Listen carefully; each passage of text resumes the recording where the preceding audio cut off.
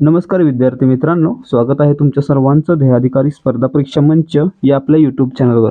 मित्रांनो, आज आपण मुंबई पोलीस भरती 2024च्या लेखी परीक्षेसाठी सामान्य ज्ञान या विषयाच्या महत्त्वाच्या प्रश्नांचा सराव करणार आहोत. तर मित्रांनो, आज आपण या सामान्य ज्ञान विषयाच्या सिरीजचा भाग 10 पाहणार आहोत. यामध्ये एकूण 50 प्रश्न असतील. त्यामुळे जर तुम्ही पोलीस भरतीसाठी तयारी करत आहात तर हा व्हिडिओ पूर्ण पहा. तसेच या व्हिडिओच्या शेवटी व्हिडिओमधील माहितीच्या आधारे जो प्रश्न विचारला जाईल त्या प्रश्नाचं उत्तर द्या.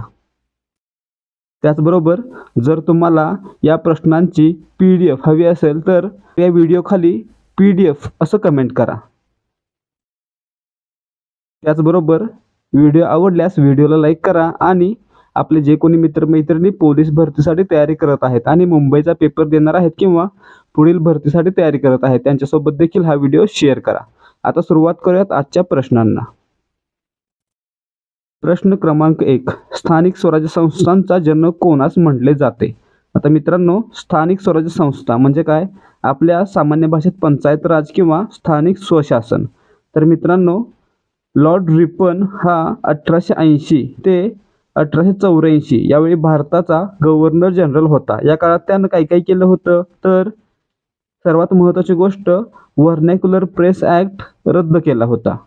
त्यासोबतच इल्बर्ट विधेयक देखील मागे घेतलं होतं आणि तिसरी गोष्ट केली होती, एक स्थानिक स्वशासन योजना आणली होती ज्याच्या अंतर्गत नगरपंचायती नगरपालिकांचा विकास केला जाणार होता आणि तो सर्व इंग्रज क्राऊनच्या आधिपत्याखाली केला जाणार होता. आणि मित्रांनो, या अंतर्गतच ग्रामीण स्तरावर तसेच शहरी स्तरावर स्थानिक स्वराज्य संस्थांची निर्मिती केली जाणार होती. म्हणून लॉर्ड रिपनला स्थानिक स्वराज्य संस्थांचा जनक असं म्हटलं जातं. म्हणजे आपलं उत्तर काय?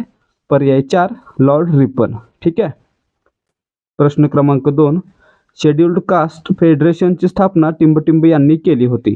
आता मित्रांनो, शेड्युल्ड कास्ट फेडरेशन जिची स्थापना SC म्हणजे शेड्युल्ड कास्ट म्हणजेच दलितांच्या हक्कांसाठी लढणारी एक संस्था, एक फेडरेशन डॉक्टर बाबासाहेब आंबेडकर यांनी 1942 साली स्थापन केली होती. ठीक आहे. म्हणजे आपलं उत्तर काय? पर्याय 2 डॉक्टर बाबासाहेब आंबेडकर 1942ला शेड्युल्ड कास्ट फेडरेशनची स्थापना केली होती. ठीक आहे. प्रश्न क्रमांक 3. लोकमान्य टिळकांनी 4 तत्त्वे अंगीकारली होती. त्यात खालीलपैकी कोणती बाब समाविष्ट नव्हती? आता मित्रांनो, लोकमान्य टिळकांनी आपल्याला चतुसूत्री दिली होती. ती चतुसूत्री कोणती होती? तर मित्रांनो, त्यामध्ये होतं स्वदेशी, स्वराज्य, बहिष्कार आणि राष्ट्रीय शिक्षण. तर मित्रांनो, या ठिकाणी पहा, स्वराज्य, स्वदेशी, राष्ट्रीय शिक्षण याच्यामध्ये आलेलं आहे आणि बहिष्कार नाहीये. म्हणजे पर्याय 3 सहकार हे तत्व लोकमान्य टिळकांनी आपल्याला दिलेलं नाही. ठीक आहे. पर्याय 3 आपलं उत्तर आहे. तर कोणतं दिलं होतं? बहिष्कार. ठीक आहे. पुढे पहा प्रश्न क्रमांक 4. आम्हाला कोणाची भीक नको, झगडून हक्क हवेत हे विचार टिंबटिंब या समाजसुधारकाचे होते. आता मित्रांनो, आपल्या हक्कांसाठी आपण लढलं पाहिजे हे विचार कोणाचे होते? तर डॉक्टर बाबासाहेब आंबेडकर यांचे. म्हणजे पर्याय 4 हे आपलं उत्तर आहे. ठीक आहे. प्रश्न क्रमांक 5. रक्तात असणाऱ्या पेशी खालीलपैकी कोणत्या आहेत? आता मित्रांनो, रक्तामध्ये काय असतं? RBC, WBC आणि प्लेटलेट्स. म्हणजेच तांबड्या रक्तपेशी, पांढऱ्या रक्तपेशी आणि रक्तबिंबिका. म्हणजे आपलं उत्तर काय असलं पाहिजे? पर्याय 4 वरील सर्व. प्रश्न क्रमांक 6. कोतवालाची नेमणूक कोण करतो? आता मित्रांनो, कोतवाल काय करतो? तर तलाठीचा सहाय्यक म्हणून काम करतो. आपल्या ग्रामीण पातळीवर तलाठी हा महसूल अधिकारी काम करत असतो. त्याचा सहाय्यक म्हणून कोतवाल हा काम करत असतो. तर त्याची नियुक्ती करण्याचा अधिकार मामलेदार आणि तहसीलदार यांना देण्यात आलेला आहे. ठीक आहे. म्हणजे आपलं उत्तर या ठिकाणी काय असलं पाहिजे? कोतवालाची नेमणूक कोण करतंय? तहसीलदार. पर्याय 4 आपलं उत्तर आहे. प्रश्न क्रमांक 7. कोलकाता येथे टिंबटिंब आहे. आता मित्रांनो, कुतुब मिनार कुठे आहे? दिल्लीला. सारनाथ उत्तर प्रदेशमध्ये आहे आणि व्हिक्टोरिया गार्डन, मित्रांनो, व्हिक्टोरिया गार्डन मुंबई आणि अहमदाबाद या ठिकाणी आहे. आणि मुंबईच्या गार्डनचं नाव बदललेलं आहे. त्यामुळे लक्षात काय ठेवायचं? व्हिक्टोरिया गार्डन अहमदाबाद आणि व्हिक्टोरिया मेमोरियल असेल तर कोलकाता. ठीक आहे. आणि मित्रांनो, हावडा ब्रिज कुठे आहे? कोलकाता. म्हणजे आपलं उत्तर काय असलं पाहिजे? पर्याय 4 हावडा ब्रिज कोलकाता. मित्रांनो, 3 महत्त्वाचे मिनार लक्षात ठेवायचे आहेत. पहिला कुतुब मिनार दिल्ली, दुसरा चार मिनार हैदराबाद आणि तिसरा चांद मिनार आपला छत्रपती संभाजीनगरमध्ये दौलताबाद या ठिकाणी. ठीक आहे. विद्यार्थी मित्रांनो, ज्याप्रमाणे आपण पोलीस भरतीचे प्रश्न पाहत आहोत त्याच प्रकारचं स्पष्टीकरण आणि त्याच प्रकारचे प्रश्न स्वतः वेळ लावून सोडवण्यासाठी आपल्याकडे एक टेस्ट सिरीज देखील आहे, ज्यामध्ये आपण फक्त 25 रुपयांमध्ये 10 प्रश्नपत्रिका तुम्हाला देत आहोत. तर मित्रांनो, यामध्ये प्रत्येक प्रश्नाचं पूर्ण स्पष्टीकरण आपल्याला पाहायला मिळेल. त्याचबरोबर ज्या प्रकारे आपण या ठिकाणी सांगत आहोत, पूर्ण माहिती देत आहोत, त्याच प्रकारची माहिती आपल्या बोलीभाषेमध्ये आपण त्या प्रश्नपत्रिका सिरीजमध्ये दिलेली आहे. त्यामुळे जर तुमचा पेपर अजून झालेला नाहीये किंवा तुम्ही पुढच्या भरतीसाठी तयारी करत आहात, तर फक्त 25 रुपयांमध्ये 10 प्रश्नपत्रिका मिळवण्याची संधी आम्ही तुमच्यासाठी घेऊन आलो आहोत. यासाठी तुम्हाला काय करायचं आहे, तर डिस्क्रिप्शनमध्ये दिलेल्या लिंकवरून आम्हाला टेलिग्रामवर मेसेज करायचा आहे आणि मेसेज केल्यानंतर तुम्हाला आमच्याकडून डेमो प्रश्नपत्रिका अगदी फ्री दिली जाईल. त्याचबरोबर जर तुम्हाला डेमो प्रश्नपत्रिका योग्य वाटली आणि याच प्रकारचे प्रश्न येतात असं वाटलं, तर तुम्ही फक्त 25 रुपयांमध्ये 10 प्रश्नपत्रिका खरेदी करू शकता. लिंक डिस्क्रिप्शनमध्ये देण्यात आलेली आहे. प्रश्न क्रमांक 8, मुळशी सत्याग्रहाचे नेतृत्व कोणी केले? आता मित्रांनो, पुण्यामध्ये 2 महत्त्वाच्या नद्या आहेत. कोणत्या कोणत्या? तर मुळा आणि मुठा. तर मित्रांनो, या मुळा मुठा नदींच्या पात्रामध्ये किंवा संगमाजवळ धरण बांधून त्या ठिकाणी विद्युत निर्मिती करण्याची टाटा समूहाची योजना होती.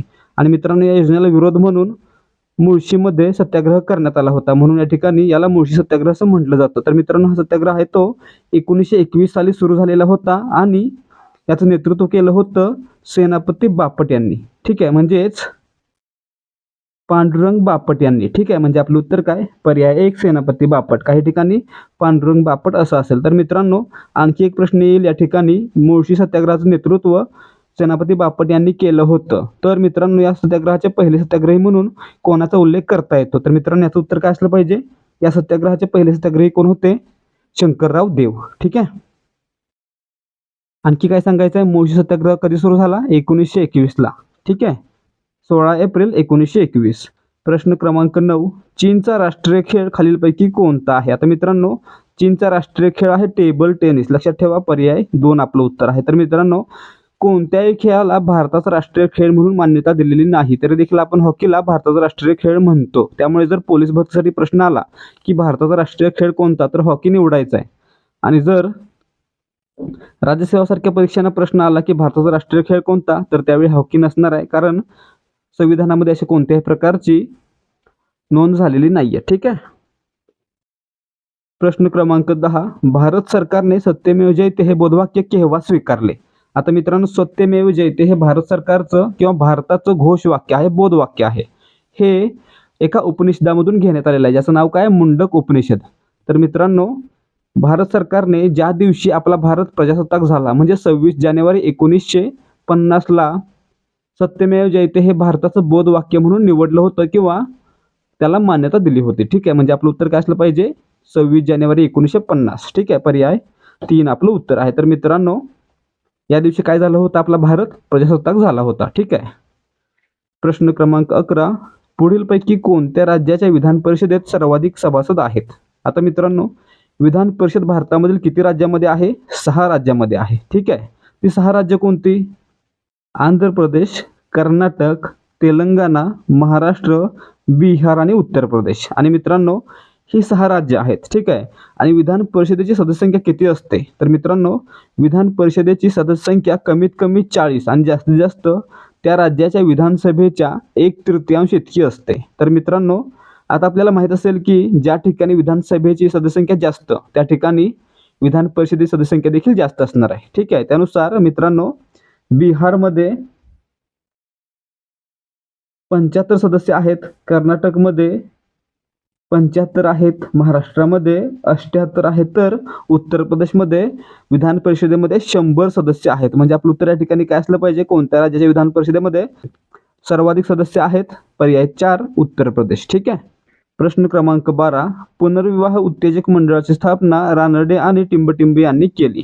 आता मित्रांनो, पुनर्विवाह उत्तेजक मंडळाची स्थापना आहे ती 1865 साली. 1865 साली पुणे येथे, महाराष्ट्रातील पुणे येथे न्यायमूर्ती रानडे आणि त्यांच्यासोबतच विष्णुशास्त्री पंडित यांनी केली होती. ठीक आहे, म्हणजे आपलं उत्तर काय? पर्याय 3 विष्णुशास्त्री पंडित. तर मित्रांनो, पुढे 1893 ला पुण्यामध्ये विधवा उत्तेजक मंडळाची स्थापना आहे ती धोंडो केशव कर्वे यांनी केली होती. हे देखील लक्षात ठेवा. त्याचबरोबर विद्यार्थी मित्रांनो, जर तुम्हाला मराठी व्याकरण, सामान्य ज्ञान या विषयाचे सराव प्रश्न क्विज मार्फत सोडवायचे आहेत आणि सराव करायचा आहे, तर तुम्ही डिस्क्रिप्शन मध्ये दिलेल्या लिंकवरून आपलं टेलिग्राम चॅनल जॉईन करा. आपल्या टेलिग्राम चॅनलवर दररोज सामान्य ज्ञान, मराठी व्याकरण यासारख्या विषयांचे 50 ते 100 सराव प्रश्न अभ्यासासाठी दिले जातात. त्यामुळे जर तुम्हाला पोलीस भरती आणि इतर स्पर्धा परीक्षांचा अभ्यास प्रश्नोत्तरांच्या माध्यमातून करायचा आहे, त्यासाठी प्रश्नोत्तरे सोडवायचे आहेत, तर तुम्ही देहाधिकारी स्पर्धा परीक्षा मंचचं टेलिग्राम चॅनल जॉईन करा. टेलिग्राम चॅनलची लिंक डिस्क्रिप्शन मध्ये दिलेली आहे. प्रश्न क्रमांक 13. काही वनस्पतीच्या मुळांवर गाठी असतात, त्यात असणारे जीवाणू टिंबटिंबचे स्थिरीकरण करतात. आता मित्रांनो, सोयाबीन सारख्या वनस्पतींच्या मुळांवर गाठी असतात, ज्या गाठींमध्ये रायझोबियम असतात. आणि मित्रांनो, हे रायझोबियम काय करतात, तर त्या जमिनीमध्ये नायट्रोजन स्थिरीकरण म्हणजेच नायट्रोजन फिक्सेशन करण्याचं काम करतात. म्हणजे आपलं उत्तर या ठिकाणी काय असलं पाहिजे, हे जीवाणू आहेत ते जमिनीमध्ये नायट्रोजनचं फिक्सेशन करतात म्हणजे स्थिरीकरण करतात. पर्याय 4 आपलं उत्तर आहे. प्रश्न क्रमांक 14.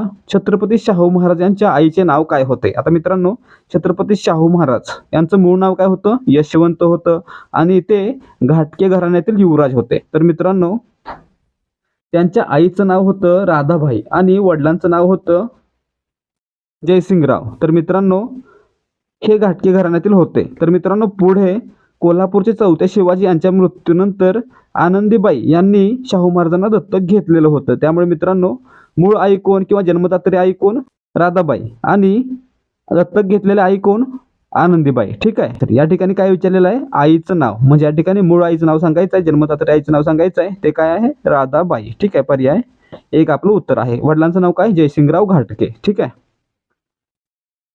प्रश्न क्रमांक 15. टिंबटिंब न्यायालयाच्या निर्णयाला कोणत्याही न्यायालयात आव्हान देता येत नाही. आता मित्रांनो, सर्वोच्च न्यायालय हे भारतामधील सर्वात वरचं न्यायालय आहे, ज्या ठिकाणी सर्व न्यायालयांच्या न्यायाविरुद्ध दाद मागता येते, परंतु सर्वोच्च न्यायालयामध्ये जो निकाल येतो त्याच्याविरुद्ध दाद मागता येत नाही. ठीक आहे. त्यामुळे आपलं उत्तर काय?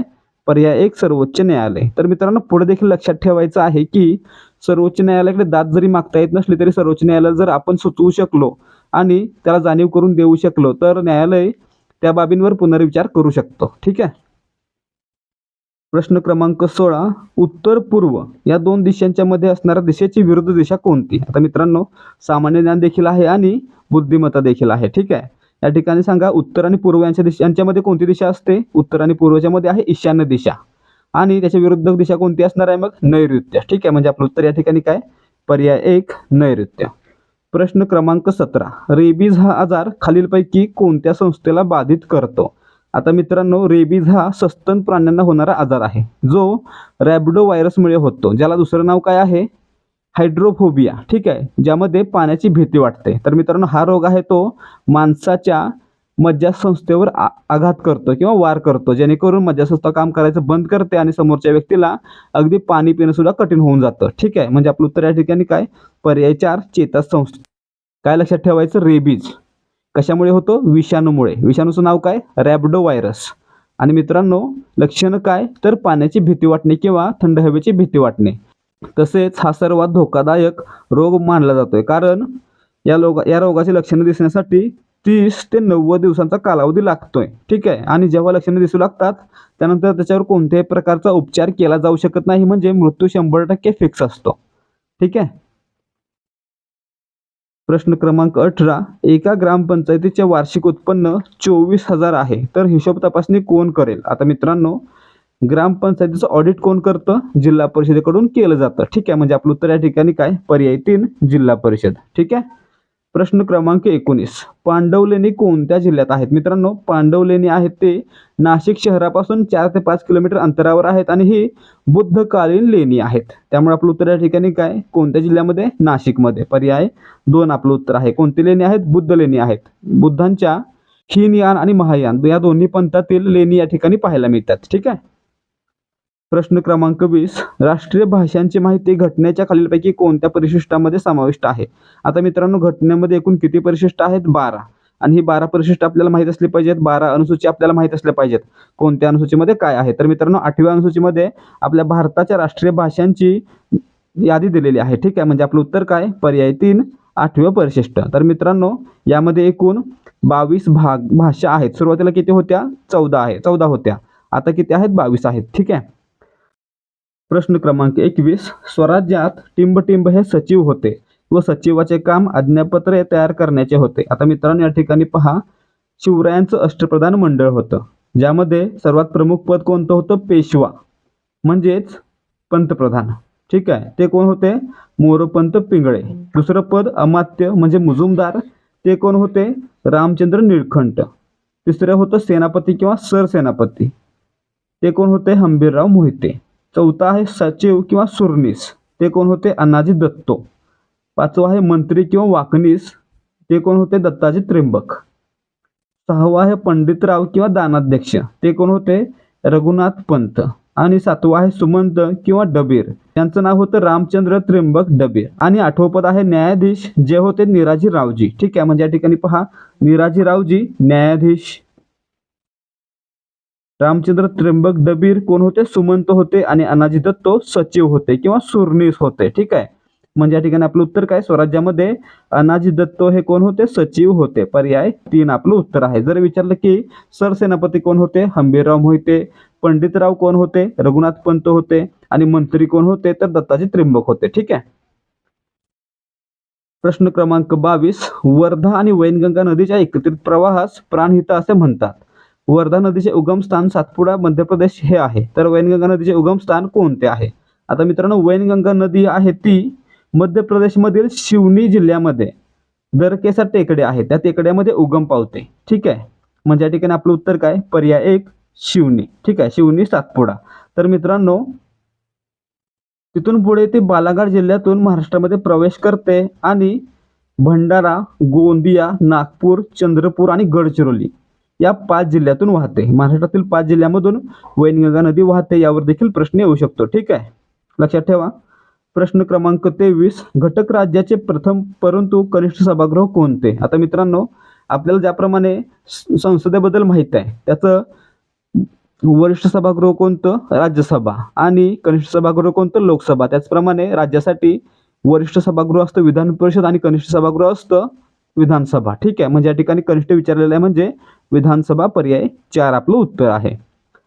प्रश्न क्रमांक 24, ऑस्ट्रेलिया क्रिकेट, भारत हॉकी. आता मित्रांनो, या ठिकाणी अशा प्रकारचा प्रश्न आला तर हॉकीच निवडायचा. ठीक आहे, पर्याय 1 आपलं उत्तर आहे.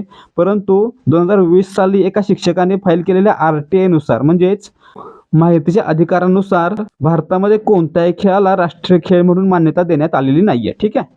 प्रश्न क्रमांक 25, भारतावर सर्वप्रथम कोणी स्वारी केली? आता मित्रांनो, भारतावर खूप परकीय आक्रमण झाली, परंतु सर्वात पहिलं कोणाचं होतं असा प्रश्न आहे. तर सर्वात पहिलं आक्रमण केलं होतं मित्रांनो इसवी पूर्व 535 मध्ये. आणि ते कोणी केलं होतं? तर पर्शियाच्या सायरस या राजाने केलं होतं. ठीक आहे, म्हणजे या ठिकाणी आपलं उत्तर काय? सर्वप्रथम स्वारी कोणी केली?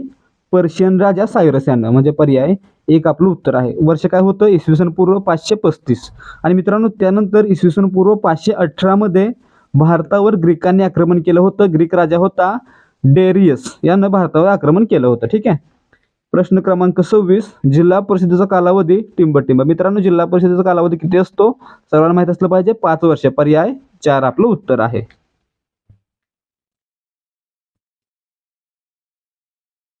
प्रश्न क्रमांक 27, अजीवनसत्वाचे मुख्य कार्य खालीलपैकी कोणते? आता मित्रांनो, आपण काय पाहिलेलं आहे? अजीवनसत्वाच्या अभावामुळे कोणते रोग होऊ शकतात? काय होऊ शकतं? रातांधळेपणा किंवा त्वचा सुकी होणे किंवा त्वचा ड्राय होणे. तर मित्रांनो, त्यामुळे अजीवनसत्वाचं मुख्य कार्य काय असू शकतं?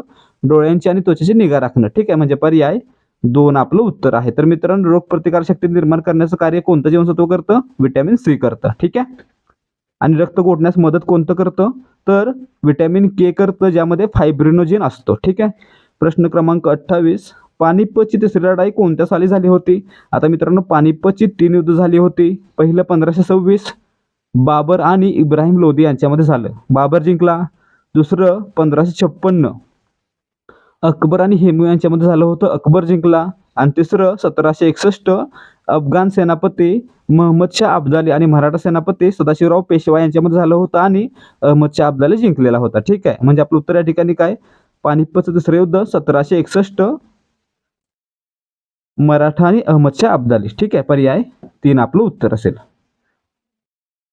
प्रश्न क्रमांक 29, 1857च्या क्रांतीच्या कोणत्या नेत्यांनी नेपाळमध्ये आश्रय घेतला? आता मित्रांनो, 1857च्या उठावावेळी दुसरे बाजीराव पेशवे यांचे दत्तक पुत्र नानासाहेब हे देखील कानपूरमधून युद्ध लढले होते आणि कानपूरचा पाडाव झाल्यानंतर त्यांनी इतर संस्थांमध्ये जाऊन देखील लढण्यास मदत केली होती, परंतु त्यामध्ये यश न आल्यामुळे ते पुढे जाऊन नेपाळमध्ये लपून बसले होते किंवा आश्रय घेतलेला होता. ठीक आहे, म्हणजे पर्याय 2 नानासाहेब पेशवा दुसरा. ठीक आहे.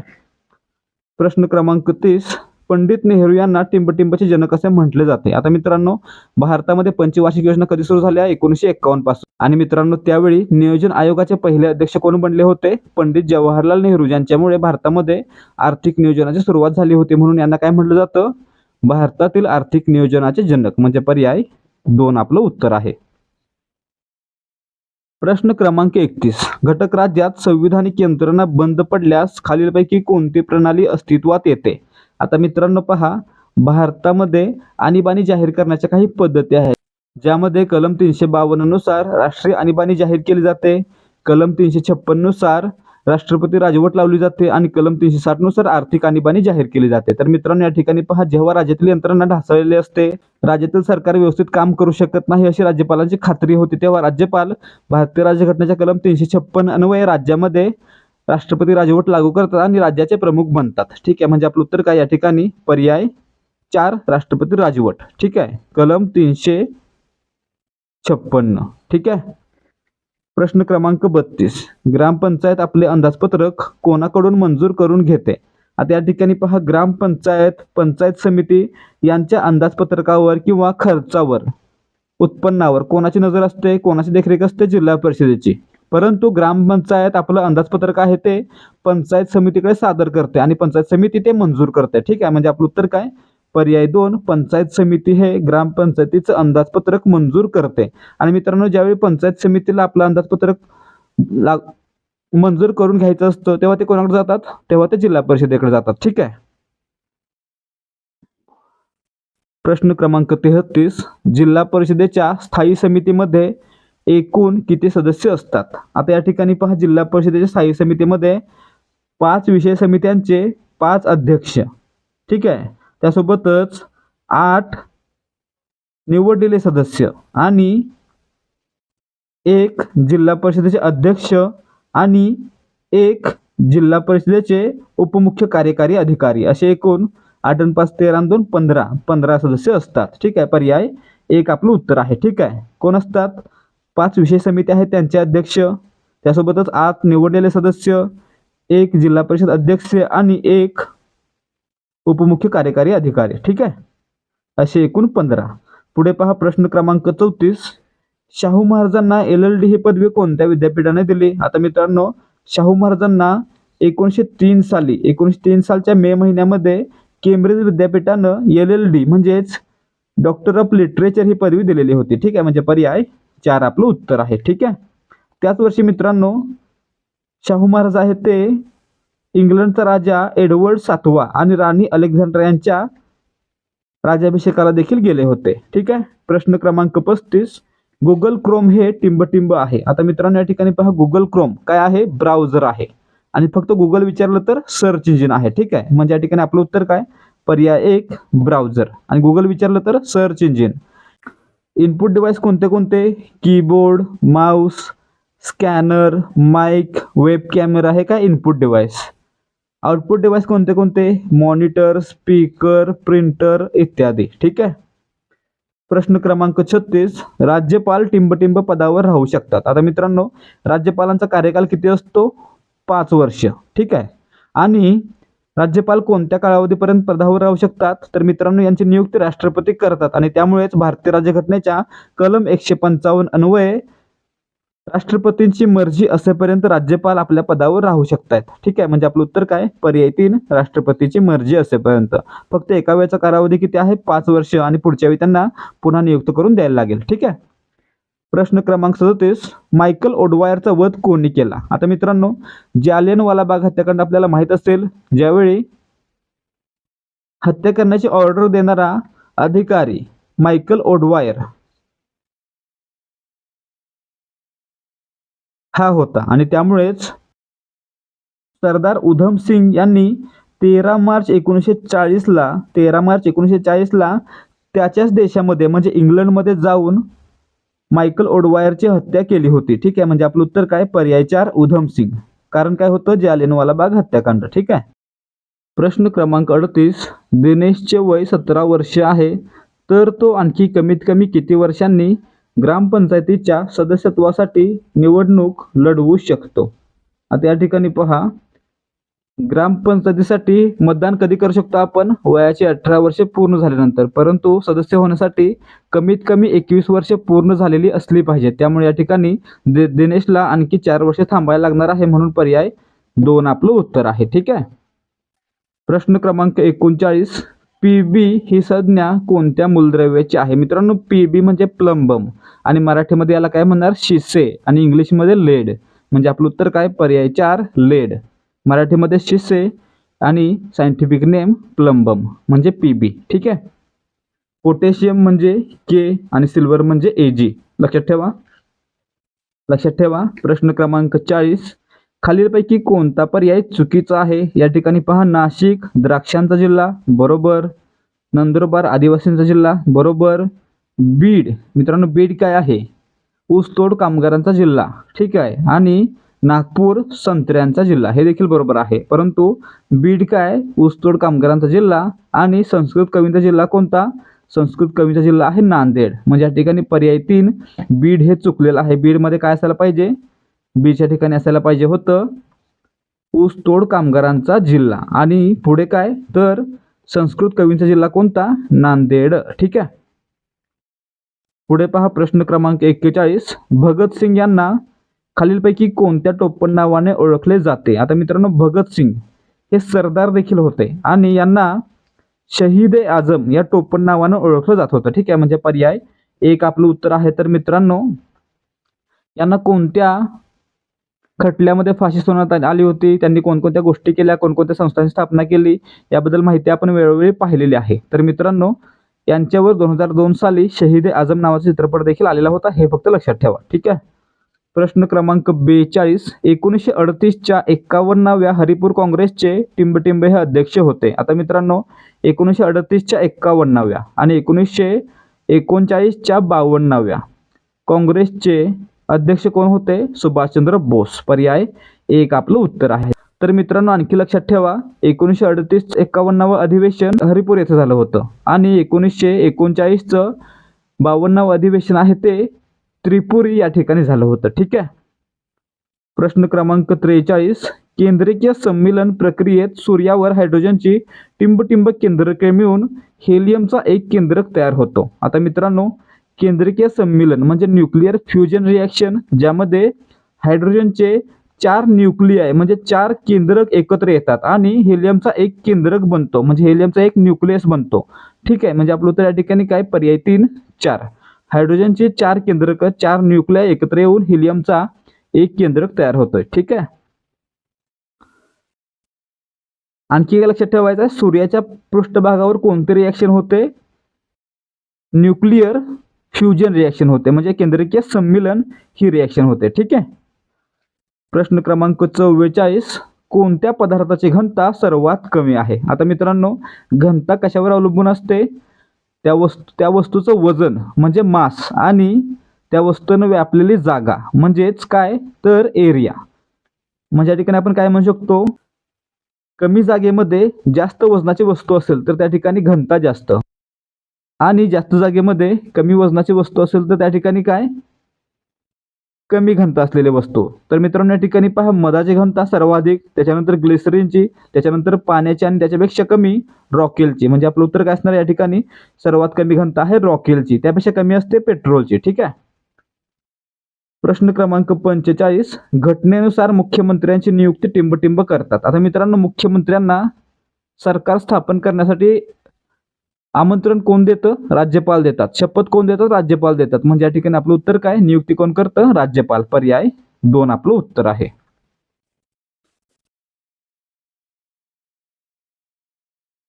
प्रश्न क्रमांक 46. बिट्स पर सेकंद या एककामध्ये खालीलपैकी काय मोजतात? आता मित्रांनो, बिट्स पर सेकंद मध्ये काय मोजतात? कम्प्युटरमध्ये जी माहिती आपण पाठवत असतो किंवा कम्प्युटरमधून डाउनलोड करून किंवा कॉपी करून घेत असतो, ती माहिती ज्या स्पीडने जाते त्या स्पीडला काय म्हणायचं? बिट्स पर सेकंद म्हणायचं. ठीक आहे, म्हणजे आपलं उत्तर काय पर्याय 3 डेटा कम्युनिकेशन किंवा माहिती संप्रेषण. आवाजाची तीव्रता कशात मोजतात? डेसिबलमध्ये. आणि संगणकाची साठवणूक संस्था MB GB KB TB मध्ये. ठीक आहे. प्रश्न क्रमांक 47 पाणी महाल टिंबटिंब या जिल्ह्यात आहे. आता मित्रांनो पाणी महाल म्हणजे जलमहाल हा कुठे आहे? तर हा आहे नळदुर्ग किल्ल्यावर. आणि मित्रांनो हा नळदुर्ग किल्ला कोणत्या जिल्ह्यामध्ये आहे? उस्मानाबाद म्हणजे आजचा धाराशिव. ठीक आहे, म्हणजे आपलं उत्तर काय पर्याय 4 धाराशिव. विचारलं जाईल की पाणी महाल किंवा जलमहाल टिंबटिंब किल्ल्यावर आहे, तर किल्ला कोणता? नळदुर्ग किल्ला. ठीक आहे, आणि तो कुठे आहे? धाराशिव जिल्ह्यामध्ये. ठीक आहे.